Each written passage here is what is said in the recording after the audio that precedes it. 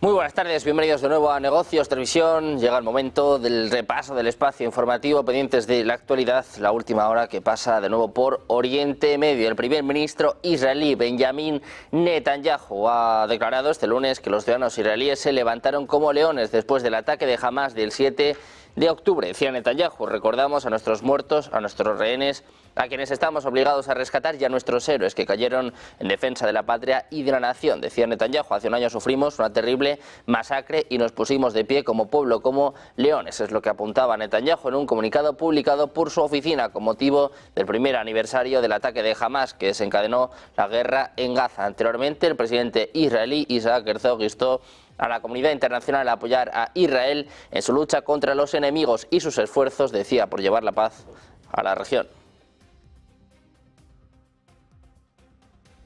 Precisamente hablando de Israel, el ministro de Asuntos Exteriores de Jordania, Ayman Safadi, ha acusado a Israel de empujar a Oriente Medio a una guerra total. Dice que la agresión israelí, que comenzó en Gaza y ahora continúa en el Líbano, está empujando a toda la región al abismo de una guerra regional en todas reglas. Lo que decía Safadi durante una visita a Beirut en el primer aniversario del ataque de Hamás contra Israel, que llevó al país a iniciar su invasión de Gaza. Agregó que Amán sigue comprometida con el apoyo a la estabilidad política del Líbano y pidió un alto el fuego impuesto por la comunidad internacional. El funcionario jordano también apoyó el caso de Sudáfrica contra Israel en la Corte Internacional de Justicia, afirmando que las acciones de Israel en Gaza cumplen con la definición legal de genocidio. Y hablamos ahora de Irán, y es que la Comisión de Seguridad Nacional y Política Exterior del Parlamento iraní está elaborando un proyecto de ley para concluir un pacto de resistencia con varios países y movimientos de liberación en Oriente Medio, que prevé la provisión de asistencia militar y económica en el caso de un ataque de Estados Unidos o Israel a una de las partes en el tratado. Según la agencia Tasnim, el acuerdo implica la creación de un cuartel general operativo para coordinar operaciones militares y realizar ejercicios. Se propone que la responsabilidad de la división de responsabilidades y la implementación del plan se asigne al Consejo Supremo de Seguridad Nacional de Irán. Miramos también al primer ministro eslovaco, Robert Fico. Dice que Occidente está alimentando deliberadamente el conflicto de Ucrania porque su objetivo último es debilitar a Rusia y poner de rodillas a sus ciudadanos. Es lo que declaraba el primer ministro eslovaco citado por medios locales. Decía Fico: hay un conflicto militar en curso en nuestro país vecino en el que se están matando eslavos y Europa está apoyando en gran medida estos asesinatos. Es lo que expresaba este domingo en una entrevista con la emisora STVR. Después subrayó que este conflicto no puede resolverse militarmente. Dijo además que le gustaría visitar Moscú el año que viene con motivo del 80 aniversario del final de la Gran Guerra Patria, como se conoce en Rusia, el transcurso de la Segunda Guerra Mundial, desde la invasión nazi de la URSS hasta la caída de Berlín.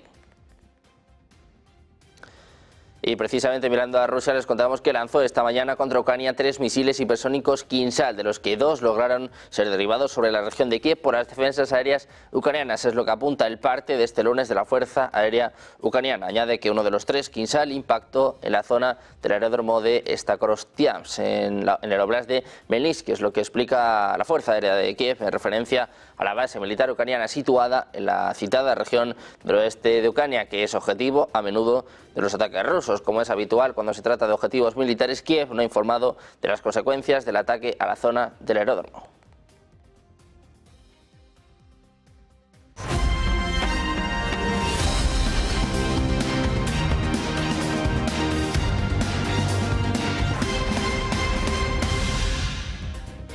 Bienvenidos de nuevo a Negocios Televisión. Comenzamos el espacio informativo, pendientes de todo lo que acontece en Oriente Medio. Un año después del ataque del 7 de octubre, ha hablado el primer ministro de Israel, Benjamin Netanyahu. Ha declarado este lunes que los ciudadanos israelíes se levantaron como leones después del ataque de Hamás del 7 de octubre de 2023. Decía Netanyahu: recordamos a nuestros muertos, a nuestros rehenes, a quienes estamos obligados a rescatar y a nuestros héroes que cayeron en defensa de la patria y de la nación. Hace un año sufrimos una terrible masacre y nos pusimos de pie como pueblo, como leones. Es lo que decía Netanyahu en un comunicado publicado por su oficina con motivo del primer aniversario del ataque de Hamás que desencadenó la guerra en Gaza. Anteriormente, el presidente israelí Isaac Herzog instó a la comunidad internacional a apoyar a Israel en su lucha contra los enemigos y sus esfuerzos por llevar la paz a la región.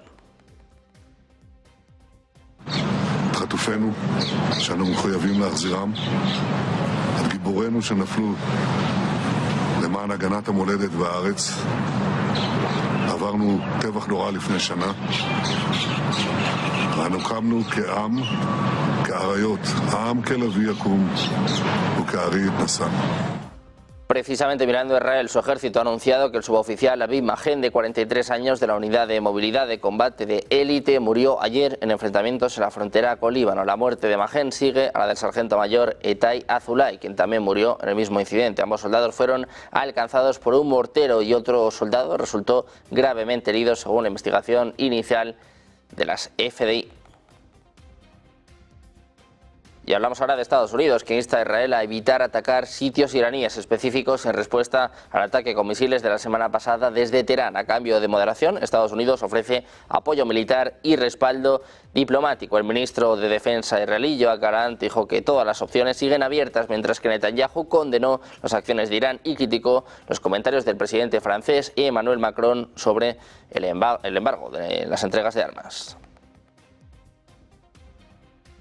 Y también miramos a Gaza, y es que el ala militar de Hamas, la brigada Al-Qassam, ha afirmado este lunes que había lanzado cohetes hacia la zona de Tel Aviv, en Israel. El grupo militante dijo en un comunicado en Telegram que el ataque se llevó a cabo en respuesta a las masacres de Israel contra civiles y el desplazamiento deliberado de su pueblo. Las FDI confirmaron que se dispararon varios cohetes desde la franja de Gaza, lo que provocó alertas en algunas zonas de Tel Aviv, así como en Holon, Rishon LeZion, Bat Yam y otras ciudades del centro de Israel. No hubo informes inmediatos de víctimas en el ataque. El ejército israelí advirtió el domingo que se espera que Hamas lleve a cabo un ataque con cohetes contra partes centrales del país, mientras Israel conmemora el primer aniversario del ataque de Hamas del 7 de octubre.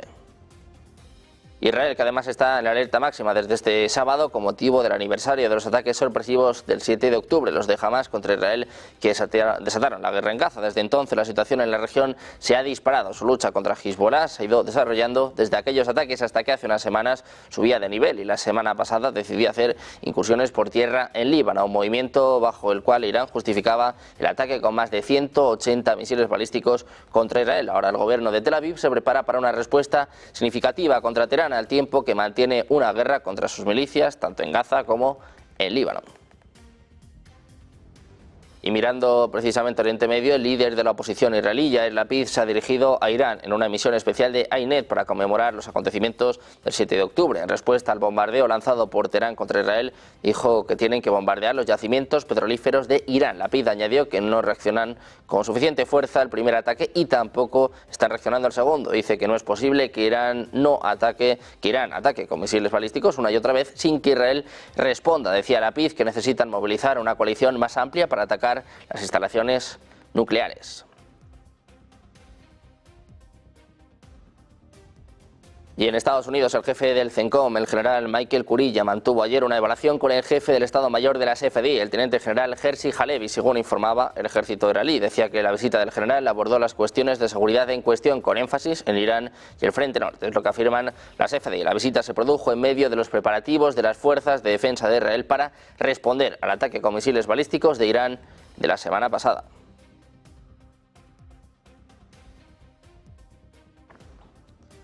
También miramos a lo que sucede un día más en el Líbano, y es que Israel ha bombardeado objetivos tanto en Líbano como en la franja de Gaza este domingo, antes del primer aniversario de los ataques del 7 de octubre que desencadenaron su guerra, mientras el ministro de Defensa israelí ha declarado que todas las opciones están abiertas para tomar represalias contra Irán. Los cohetes lanzados por Hezbollah el domingo por la noche superaron los sistemas de defensa aérea israelíes y cayeron en Haifa, la tercera ciudad más grande de Israel, causando daños a edificios, según ha informado la policía. Los medios israelíes informaron de que 10 personas resultaron heridas en los ataques con cohetes en Haifa y la ciudad de Tiberíades. Israel continúa sus ataques contra Hezbollah en Líbano y este fin de semana ha lanzado una feroz ola de ataques aéreos durante el sábado, en las 24 horas de bombardeo más intensas desde que se intensificó su campaña contra este grupo apoyado por Irán.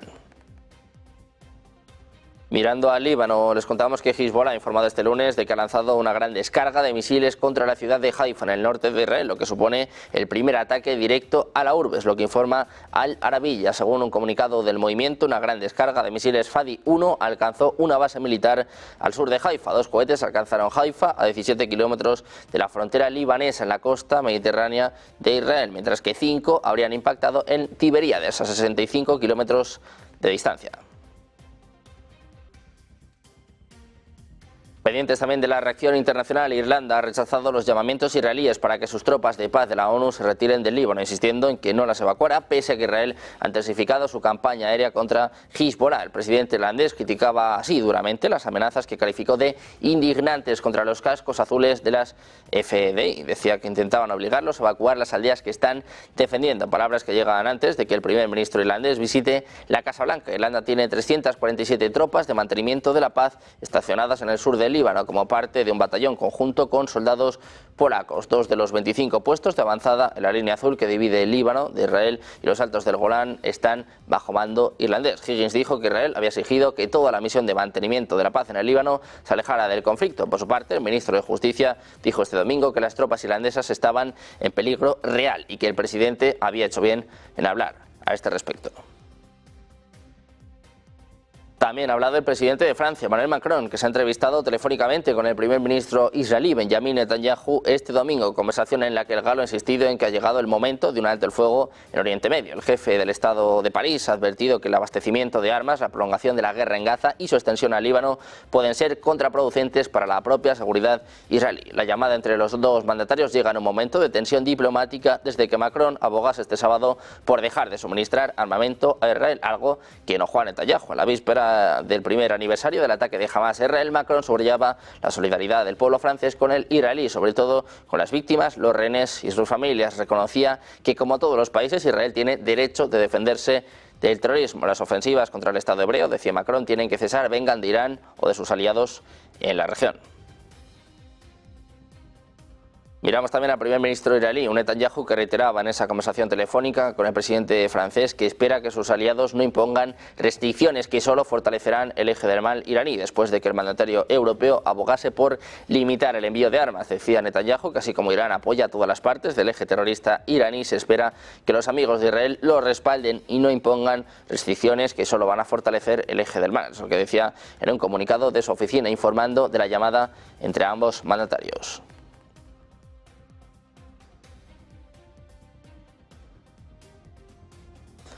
Precisamente un Netanyahu que en las últimas horas advertía al presidente francés, Emmanuel Macron, respondía de esta forma a su opinión sobre embargar armas a Israel. Escuchamos.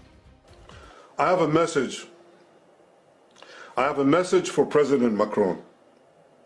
Today, Israel is defending itself on 7 fronts against the enemies of civilization.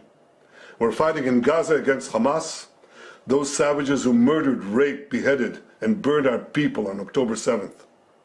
We're fighting in Lebanon against Hezbollah, the most heavily armed terror organization in the world, which was planning an even greater massacre than October 7th on our northern border, and that has rocketed Israeli towns and cities for nearly a year.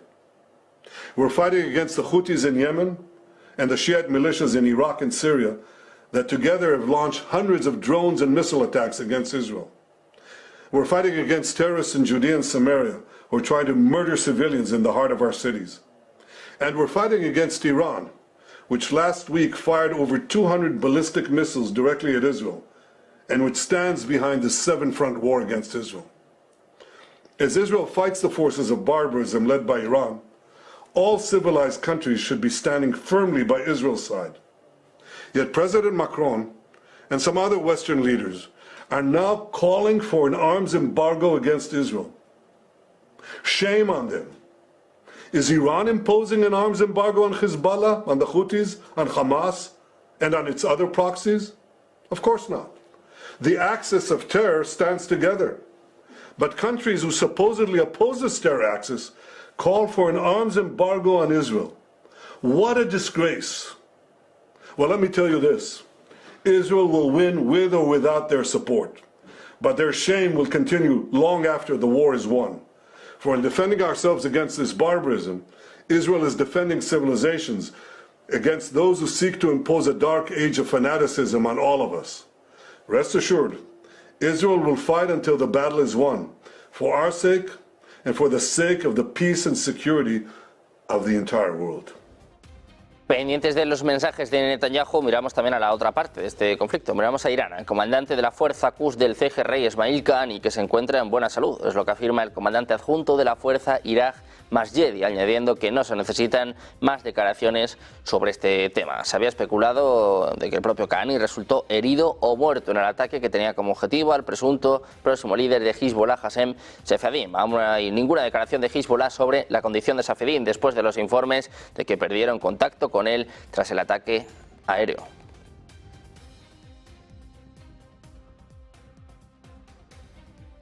Y mirando a Irán, precisamente les contamos que la Comisión de Seguridad Nacional y Política Exterior del Parlamento iraní está elaborando un proyecto de ley para concluir un pacto de resistencia con varios países y movimientos de liberación en el Medio Oriente, que prevé la provisión de asistencia militar y económica en el caso de un ataque de Estados Unidos o Israel a una de las partes en el tratado. Según la agencia Tasnim, el acuerdo implica la creación de un cuartel general operativo para coordinar operaciones militares y realizar ejercicios. Se propone que la responsabilidad de la división de responsabilidades y la implementación del plan se asigne al Consejo Supremo de Seguridad Nacional de Irán.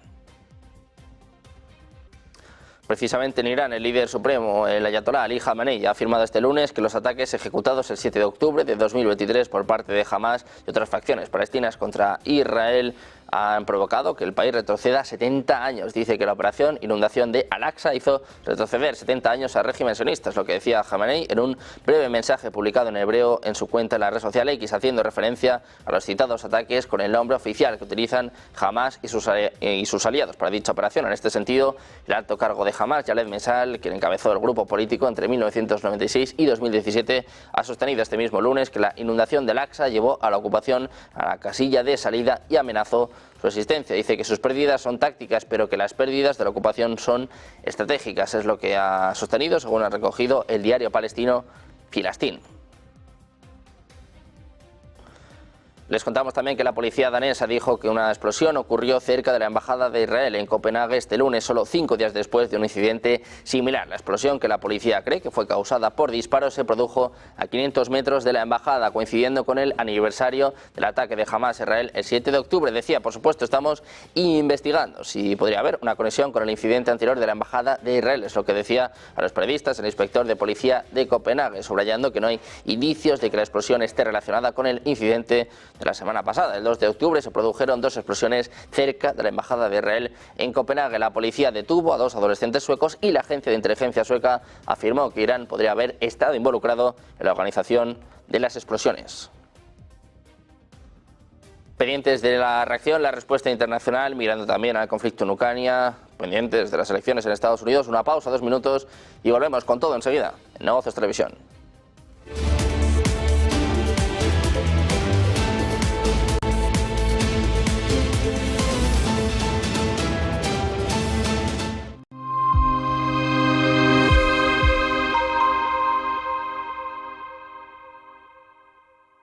¿Sueñas con unas vacaciones a orillas del Mediterráneo? Oliva Nova Beach & Golf Resort es tu destino ideal. Un hotel en primera línea, las dunas, alquiler vacacional en nuestras villas y apartamentos. Sea como sea que te guste viajar, en Oliva Nova encontrarás la opción de alojamiento perfecta para ti. El resort para los deportistas. En Oliva Nova encontrarás instalaciones deportivas como un campo de golf de 18 hoyos diseñado por el legendario Seve Ballesteros, 7 pistas de pádel al aire libre, rutas en parajes cercanos como el Parque Natural del Montgó y la Marjal Pegoliva, y la posibilidad de practicar deportes acuáticos en las cristalinas aguas del mar Mediterráneo. El resort para los foodies. En Oliva Nova podrás disfrutar de la buena mesa y saborear el Mediterráneo en todos sus restaurantes, a platos de autor con ingredientes cuidadosamente seleccionados, deliciosas paellas, recetas locales y producto de cercanía. Y todo ello regado con un buen vino. El resort para los que buscan desconectar. En Oliva Nova todos encontrarán una manera para evadirse de la rutina. Los más pequeños de la casa podrán disfrutar de los diferentes programas de animación infantil y un oasis de relajación para los no tan pequeños. Un circuito spa, sauna, masajes y tratamientos de belleza. No se nos ocurre un escenario mejor, una playa de fina arena blanca aguas cristalinas y poco profundas, protegida por dunas naturales. Además de encontrar todo lo que necesitas para unas vacaciones perfectas, te ofrecemos un 15% de descuento exclusivo para ti. Reserva ahora en www.olivanova.com con el código promocional NEGOCIOSTV y disfruta de tus vacaciones en la playa al mejor precio. Olivanova, el resort de las experiencias.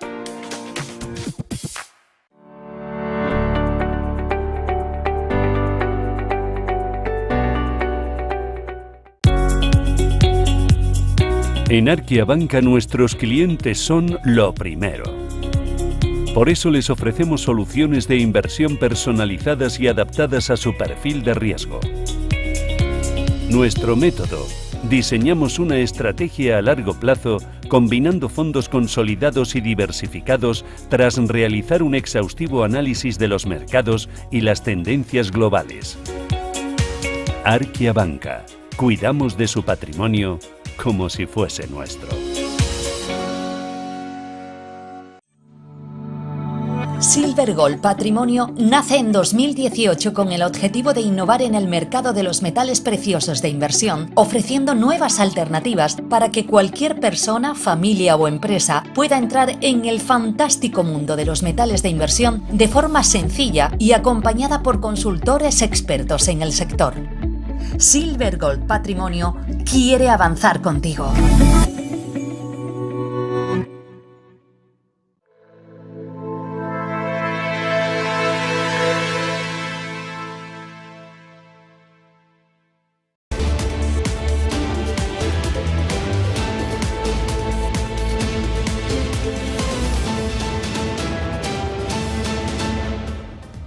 Y seguimos en Negocios Televisión, pendientes de la última hora, de la actualidad, pendientes de Oriente Medio, también de la respuesta que hay pues, en torno a este movimiento, a esta escalada que sigue teniendo lugar en Oriente Medio. Conectamos con Paolo Gentiloni, declaraciones en este aniversario del ataque de Hamas. Thoughts to the victims, thoughts to the hostages, solidarity with the Jewish communities around Europe, and call to avoid further escalation. Also because dealing with the economy, we know that this geopolitical instability and the risk of escalation is not something provoking victims, displaced people, and tensions, but also creating headwinds for the real economy, for the economic situation. And we can see this from the situation of trade, from the high rate of savings that we have. Still geopolitical uncertainty is from the oil prices. Still, geopolitical uncertainty is affecting our economies, not only creating the tragedies and the disasters that we see. Overall, this is a headwind in an economic situation where we have moderate growth in the EU. We will present our forecast mid-November, but more or less we think that our previous forecast of 0.8% of growth will be not far from the reality. Pendientes, como bien, de las palabras de Paolo Gentiloni, el comisario económico de la Unión Europea, que dice que la incertidumbre geopolítica está afectando a nuestras economías. Dice también que el nuevo pronóstico que se va a presentar en noviembre será más o menos el mismo que su pronóstico anterior. Pendientes también de cómo afecta a Europa este conflicto. Miramos ahora a Jordania. El ministro de Asuntos Exteriores jordano, Ayman Safadi, ha acusado a Israel de empujar a Oriente Medio a una guerra total. Decía que la agresión israelí, que comenzó en Gaza y ahora continúa en el Líbano, está empujando a toda la región al abismo de una guerra regional en toda regla. Es lo que decía Safadi durante una visita a Beirut en el primer aniversario del ataque de Hamas contra Israel, que llevó al país a iniciar su invasión de Gaza. Agregó que Amán sigue comprometida con el apoyo a la estabilidad política del Líbano y pidió un alto el fuego impuesto por la comunidad internacional. El funcionario jordano también apoyó el caso de Sudáfrica contra Israel en la Corte Internacional de Justicia, afirmando que las acciones de Israel en Gaza cumplen con la definición legal de genocidio.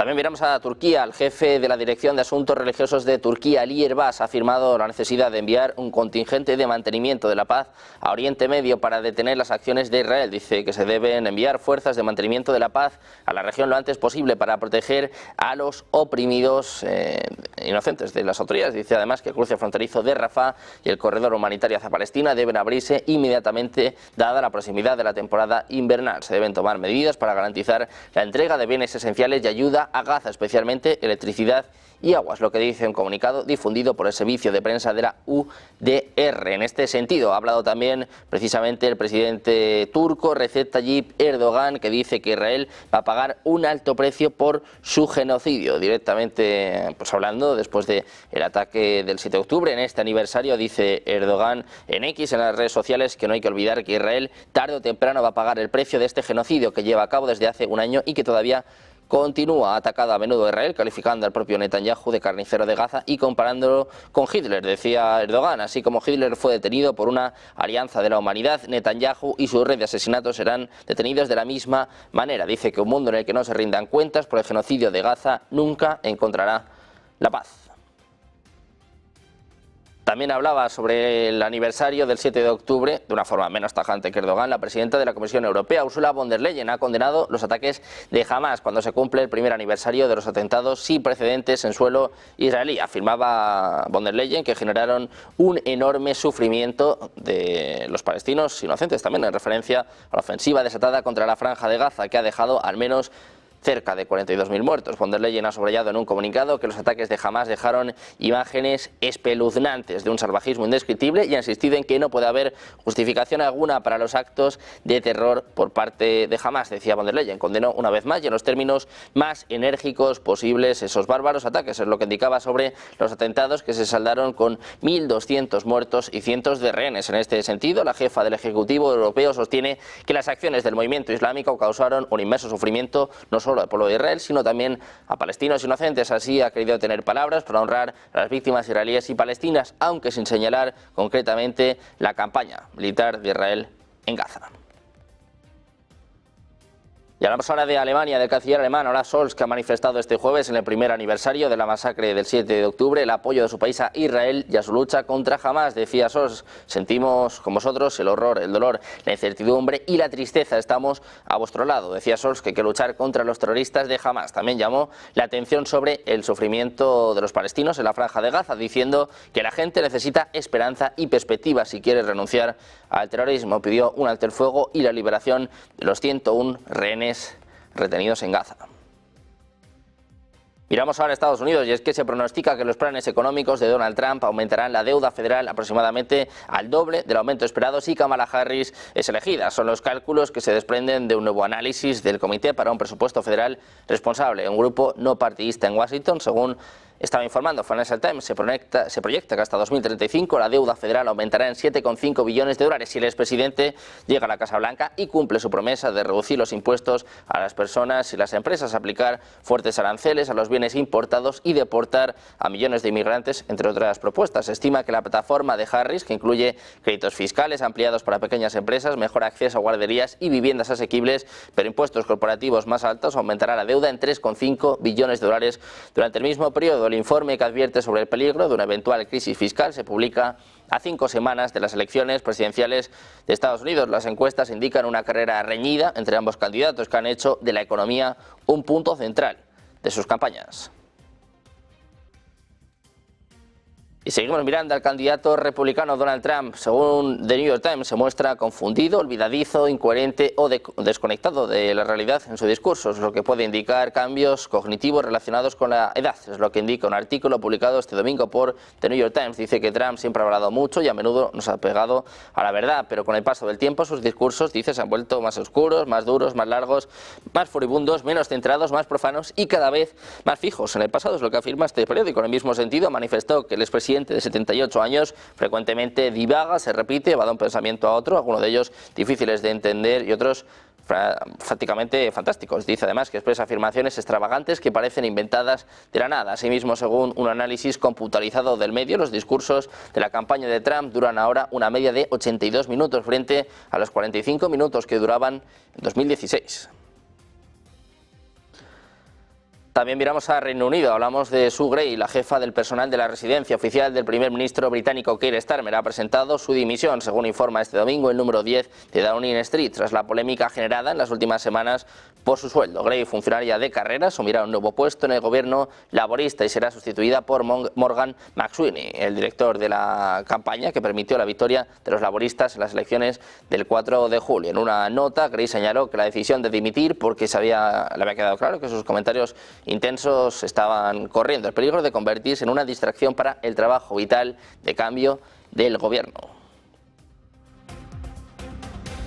Miramos también al primer ministro eslovaco, Robert Fico. Dice que Occidente está alimentando deliberadamente el conflicto de Ucrania porque su objetivo último es debilitar a Rusia y poner de rodillas a sus ciudadanos. Es lo que declara el primer ministro eslovaco, citado por medios locales. Decía Fico: hay un conflicto militar en curso en nuestro país vecino en el que se están matando eslavos y Europa está apoyando en gran medida estos asesinatos. Es lo que expresa este domingo el alto funcionario en una entrevista con la emisora STVR. Después subrayó que este conflicto no puede resolverse militarmente. Dijo que le gustaría visitar Moscú el año que viene con motivo del 80 aniversario del final de la Gran Guerra Patria, como se conoce en Rusia, el transcurso de la Segunda Guerra Mundial.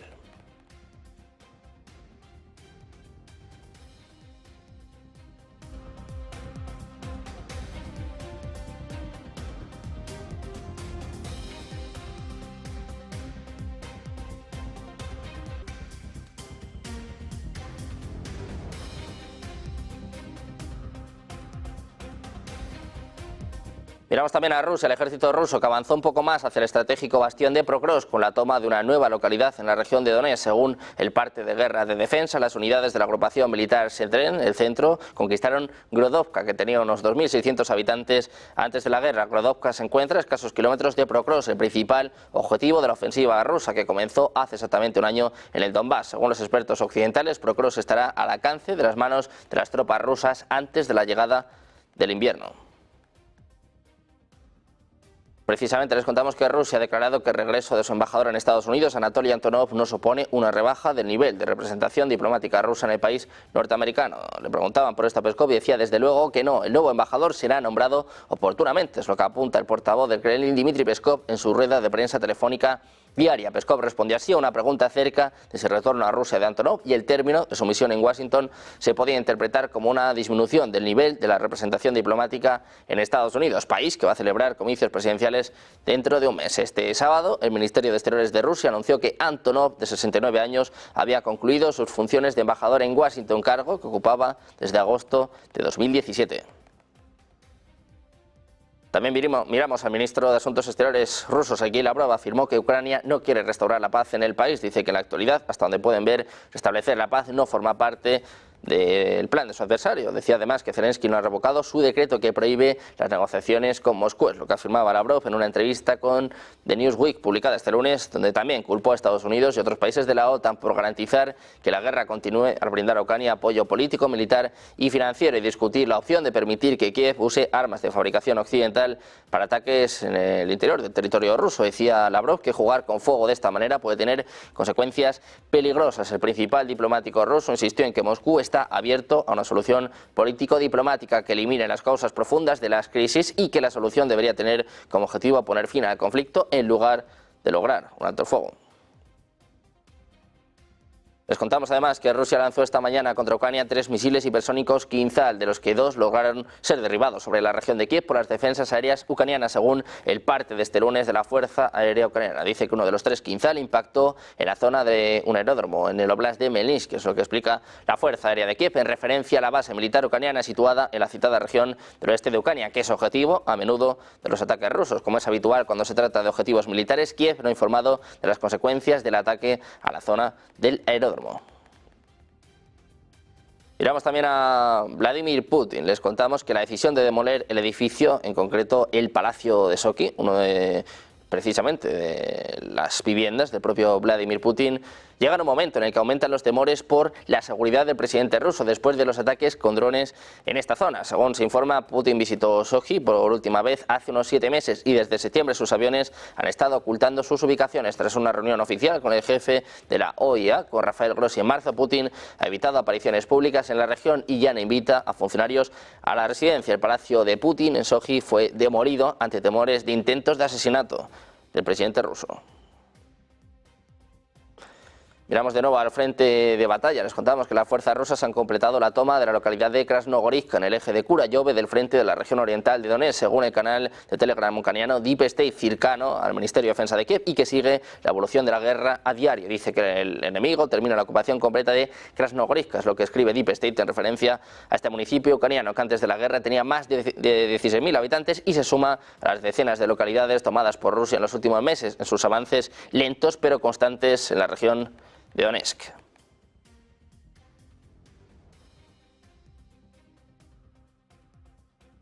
También les contamos que el Estado Mayor ucraniano aseguró este lunes haber alcanzado el mayor depósito de combustible de Crimea. En concreto, habla de que es una de las grandes bases de Rusia en este sentido. Dice que esta noche han golpeado con éxito una terminal marítima de petróleo del enemigo situado en la Feodosia, temporalmente ocupada en la República Autónoma de Crimea. Es lo que explica el Estado Mayor de Kiev en un comunicado, haciendo uso del nombre oficial que la península sigue teniendo la terminología oficial ucraniana. La nota oficial agrega que a consecuencia del ataque se produjo un incendio en las inmediaciones de la infraestructura, que según la agencia pública ucraniana de noticias es el depósito de combustible más grande de Crimea y sirve para alimentar al ejército ruso.